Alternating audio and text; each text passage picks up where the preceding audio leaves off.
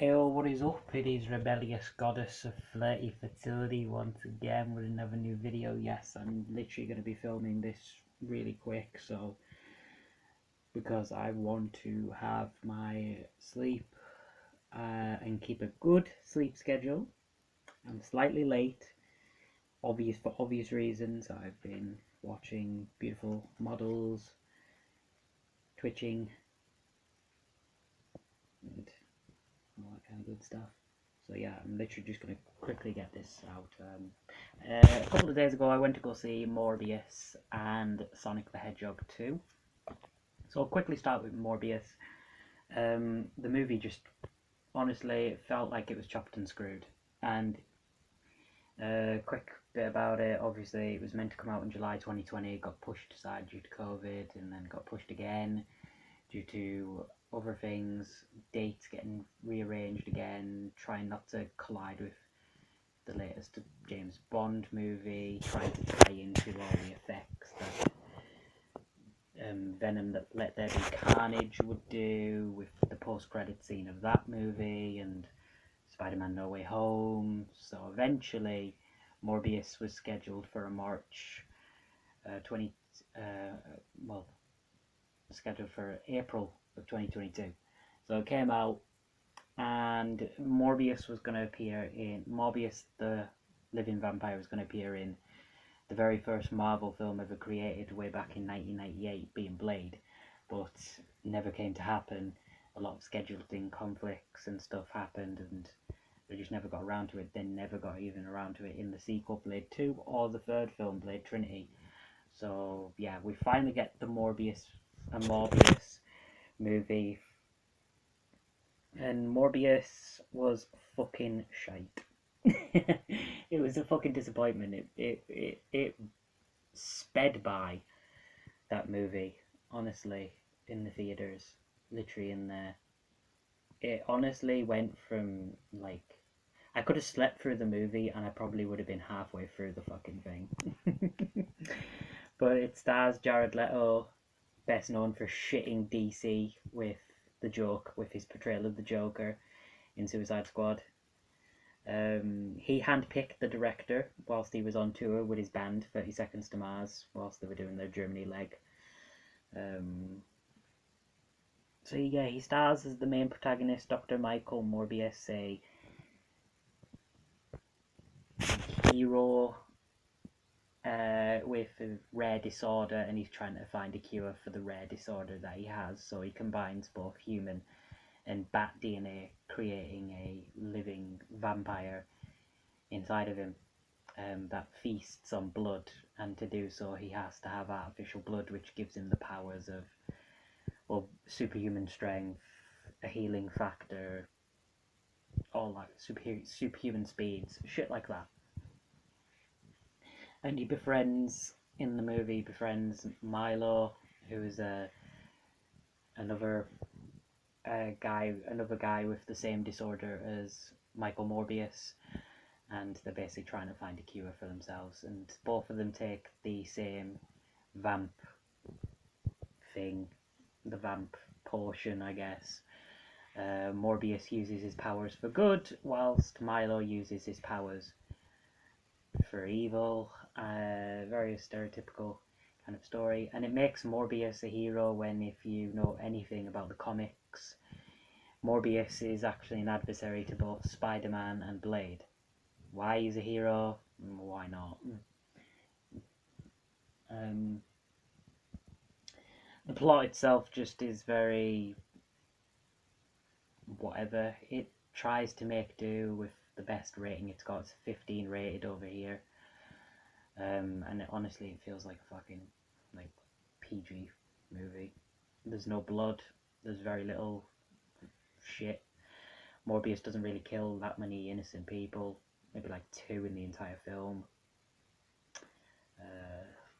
Matt Smith, best known for his work in Doctor Who, he actually steals the show in terms of his performance and everything. He kind of makes it a passable movie, so he tries his best. Jared Leto, he's Jared Leto. He doesn't really give a shit. I will say he's probably better at Morbius than he is at Joker, but that's not saying fucking much. But um, I thought it was alright. You know, it was okay. Just nothing special. I didn't really care, to be honest. I'm not gonna lie.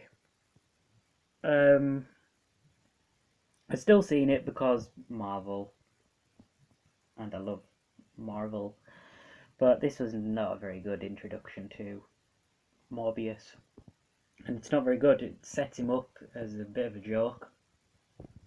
It's like, how the fuck are we gonna get this guy to be in other Marvel movies? How is he gonna tie into the MCU?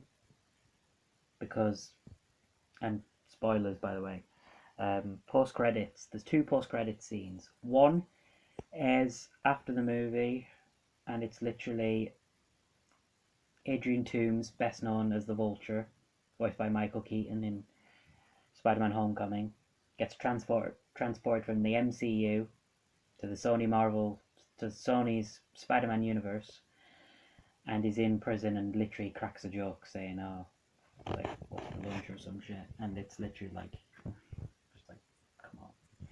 At least in Venom: Let There Be Carnage, Venom, aka Eddie Brock, when he gets transported to the MCU, he panics, thinking, "This is not my fucking universe. Why the fuck am I here?"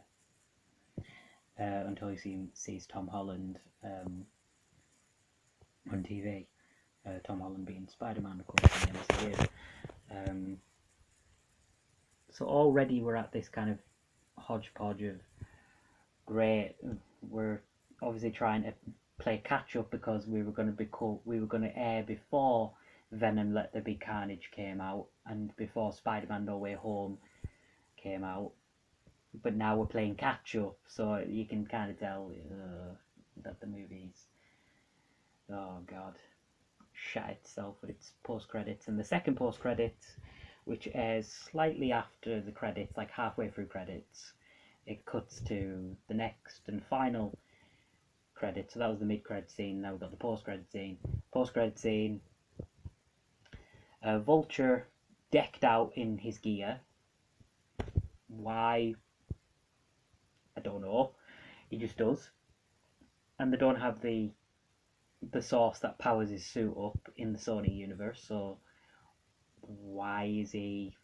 How did he get out of jail? Two, where did he get the power to fuel his suit? What is there an equivalent to the power that fuels his suit in the Sony universe? Or and for a why the fuck would why would Morbius want to team up with Vulture, and why does Vulture instantly think it's the wrongdoing of Spider-Man, aka Tom Holland? Um, it's just it's a bit shitty. It's a bit shitty. And I don't really care what they do with Morbius. They've got the future set for him to be like in over. Obviously, they're building up to a Sinister Six movie. They're gonna have Morbius probably as one of the members, along with Shocker, Electro, Vulture, of course, Doc Ock, etc., Mysterio, all them lot. In fact, they're trying to get Mysterio from the MCU now over to the Sony Marvel universe, and they're even trying to so they're trying to bring Jake Gyllenhaal back as Mysterio, but have him for the Sony Marvel universe. They're basically trying to do what No Way Home done, with the whole nostalgia, bringing back Willem Dafoe, Alfred Molina, etc. back. But unlike No Way Home, where it was like, having a toss off in the theaters to seeing all the references and best bits of the Raimi movies and the Andrew Webb movies. But this one's just it just doesn't feel earned whatsoever. It's like, it doesn't feel earned.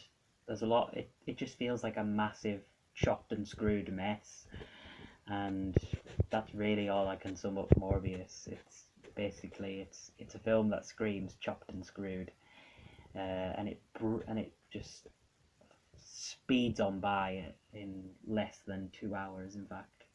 So yeah, very very cool movie. In fact, it is the lowest rated movie in the Sony Marvel universe, and probably the lowest rated Marvel movie in a fucking long ass time. 16% on Rotten Tomatoes says it all. And after that, I went to go see Sonic the Hedgehog 2. So yeah, I had the bad taste of Morbius in my mouth. Sonic,